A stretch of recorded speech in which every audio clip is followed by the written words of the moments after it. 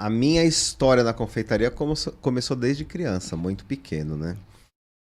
Sempre tive interesse em cozinha, inclusive quando era criança, meus 6 anos de idade, eu lembro que o meu primeiro brinquedo que eu mais gostava foi minha mãe me deu uma batedeira.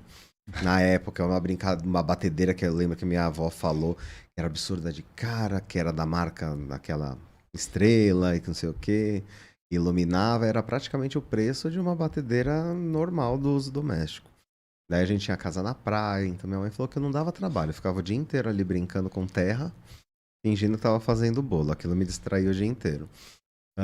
Minha avó, por parte de pai, a dona Yolanda, foi confeiteira durante a vida dela.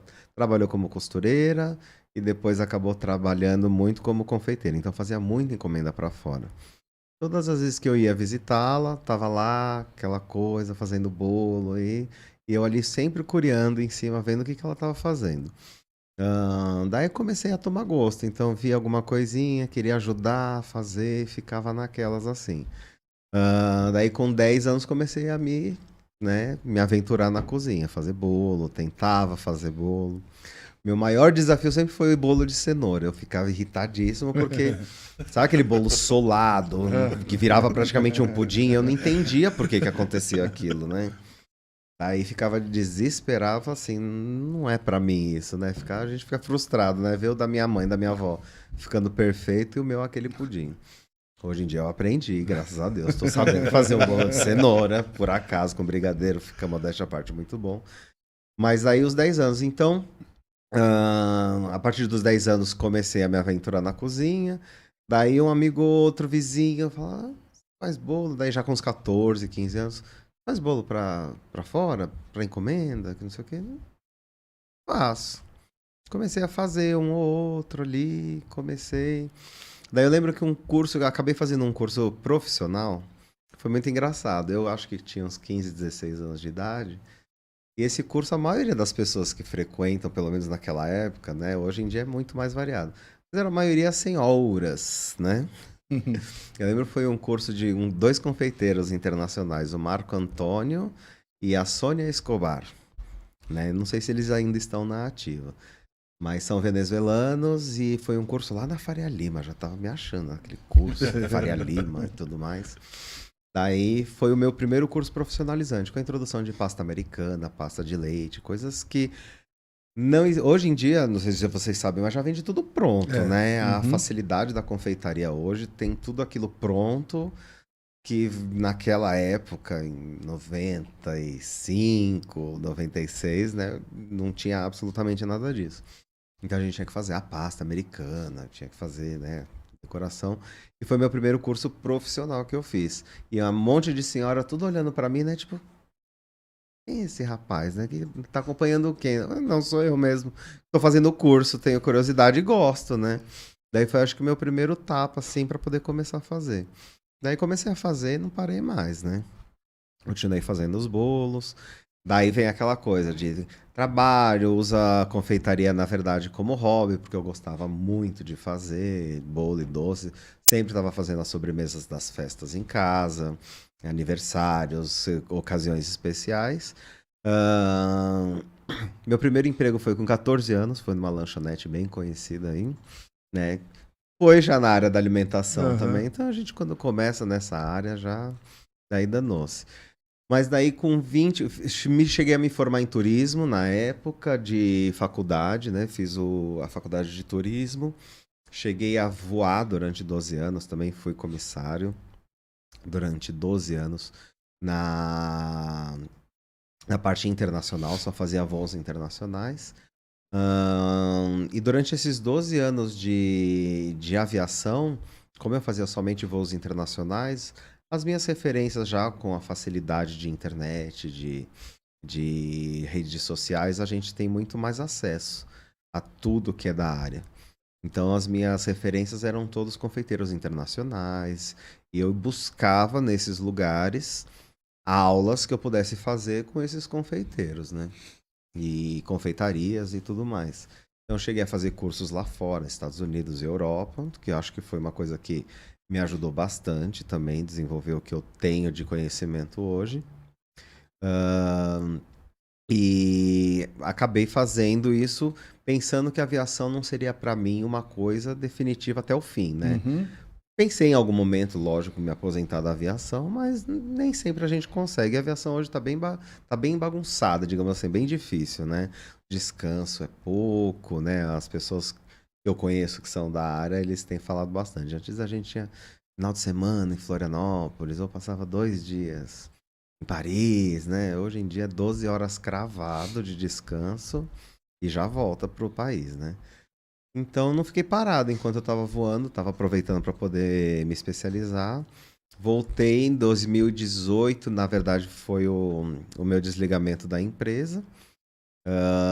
Daí eu falei, eu vou começar a investir sério agora na minha carreira de confeiteiro. Eu faço, o povo gosta e, né, tenho clientela para poder fazer isso, então falei, vou me jogar. E daí pra frente você começou então a entrar de vez na confeitaria e não trabalhar mais com outras coisas, né? Exato. Você disse que você começou lá atrás, né, ajudando sua avó e tal.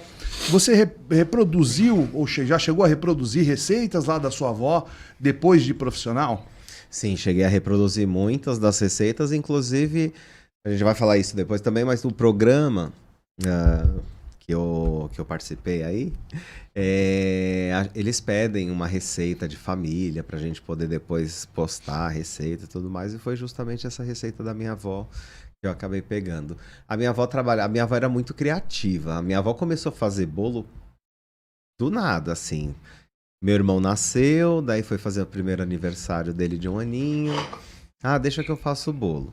Daí fez o bolo dele, mas não foi aquele bolo simples, né? Fez um parque aquático, né? Comprou os bonequinhos, fez uma piscina no meio do bolo de gelatina azul. E o coco ralado verde era grama. Então, foi aquela coisa que o povo, nossa, né? Daí, desde então, minha avó não parou mais. Começou a fazer e não deixou de fazer mais. Então, e todos os aniversários que ela fazia, pra gente, eram as nossas festas, era ela quem fazia, quando a gente era bem criança. Então, ela usava muito da criatividade dela com material escasso que nós tínhamos, que ela tinha na época, mas ela conseguia ser uma pessoa bem criativa. Então, fazia-se muita coisa. Hoje em dia a gente tem essa quantidade que eu até costumo brincar, falo assim, tem confeiteiros e confeiteiros, não falando mal, mas eu falo da confeitaria raiz, que é aquela confeitaria que a gente produz literalmente tudo. Hoje em dia você tá com um monte de pote industrializado dentro de uma montagem de um bolo.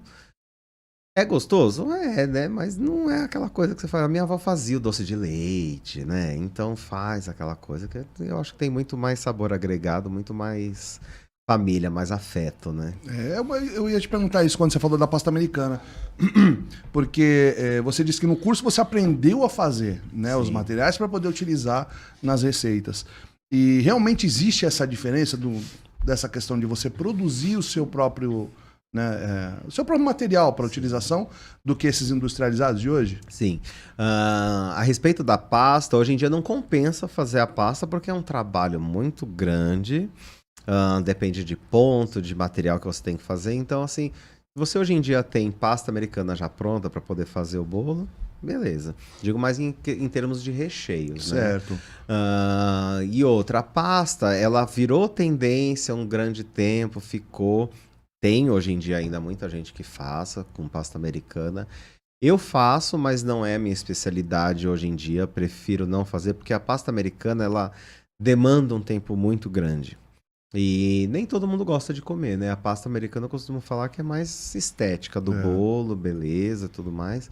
Tem algumas pessoas que comem tranquilo, mas normalmente é pasta de açúcar totalmente, né?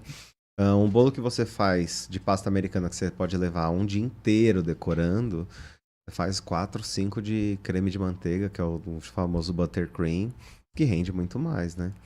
Pegar uma festa por final de semana, eu prefiro pegar 4 no final de semana. Né? Muito mais prático. É muito melhor, muito mais rápido e o buttercream é gostoso também, né? Então, questão de gosto da pasta americana em si é a mesma coisa. do industrializado não vai fazer diferença? Nesse caso não. Mas os ingredientes mesmo, tipo doce de leite que sua avó fazia. Doce de leite que ela fazia. Antigamente a gente usava, inclusive, já cheguei a fazer e o povo fala assim, nossa, remete muito à infância, à memória afetiva. Que os bolos da minha avó eram todos recheados de doce de leite. Com ameixa também. Ameixa, né? Eu, como era criança é chata, né? Criança não gosta de ameixa, né? Ameixa. Hoje em dia eu adoro, né? Come bolo com doce de leite e ameixa é uma delícia. Mas eram esses tipos de recheio básico que utilizava. Não tinha muita coisa. Hoje em dia você recheio de ganache, de brigadeiro, de geleia, de doce de fruta fresca. Você tem uma infinidade absurda. Eu tenho um cardápio com mais de 15 sabores de bolos, assim. Entre massas, recheios, e as coberturas são variadas também. Coisa que minha avó, na verdade, fazia era marshmallow e recheio pandeló, a massa, normalmente, e recheio de doce de leite. Era isso. Só fazia isso e fazia muito sucesso.